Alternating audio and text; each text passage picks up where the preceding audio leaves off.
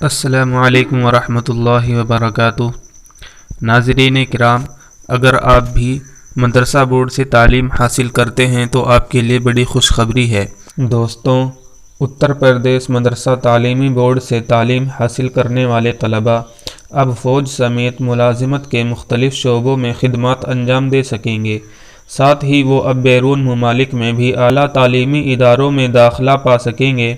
یہ اس لیے ممکن ہوگا کیونکہ یو پی مدرسہ بورڈ اب بھارتی اسکول تعلیمی بورڈ منڈل یعنی CBSE میں رجسٹریشن کرانے کے لیے جا رہا ہے۔ اس میں رجسٹریشن نہ ہونے کے سبب ابھی تک مدرسہ بورڈ کے طلباء فوج کے ساتھ ہی مرکز اور دیگر ریاستی حکومتوں کی نوکریوں کے لیے درخواست نہیں کر پاتے تھے۔ رجسٹریشن کے بعد مدرسہ تعلیمی بورڈ قومی اور بین الاقوامی سطح پر قانونی حیثیت مل جائے گی۔ مدرسہ بورڈ کے طلباء کا دائرہ بھی بڑھ جائے گا اور وہ کسی بھی میدان میں اپنا مستقبل سنوار سکیں گے۔ صرف مرکز اور دیگر ریاستی حکومتوں کی نوکریوں کی درخواست میں آسانی ہوگی، بلکہ تعلیمی میدان میں بھی ان کے لیے نئے راستے کھل جائیں گے۔ اتر پردیش مدرسہ تعلیمی بورڈ منڈل 2004 کے تحت مدرسہ بورڈ کی تشکیل سال 2007 میں ہوئی تھی۔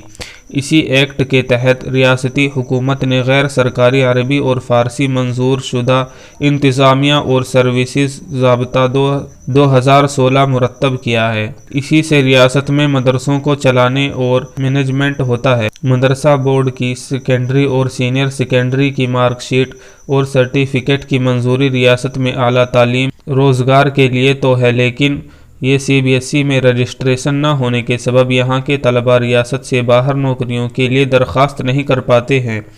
اسے دیکھتے ہوئے اتر پردیش مدرسہ تعلیمی بورڈ نے اپنی بورڈ میٹنگ میں CBSE سے منظوری لینے کا فیصلہ لیا ہے۔ بورڈ کے رجسٹرار RP سنگھ نے CBSE کو منظوری کے لیے ضروری خانہ پوری مکمل کر کے درخواست دے دی ہے۔ انہوں نے درخواست کے ساتھ اتر پردیش مدرسہ تعلیمی بورڈ ایکٹ 2004 سروس ضابطہ 2016 نیز نساء کی تفصیل بھی کر دی ہے۔ CBSE سے منظوری ملنے پر مدرسہ بورڈ کے سرٹیفکیٹ کی اہمیت بڑھ جائے گی۔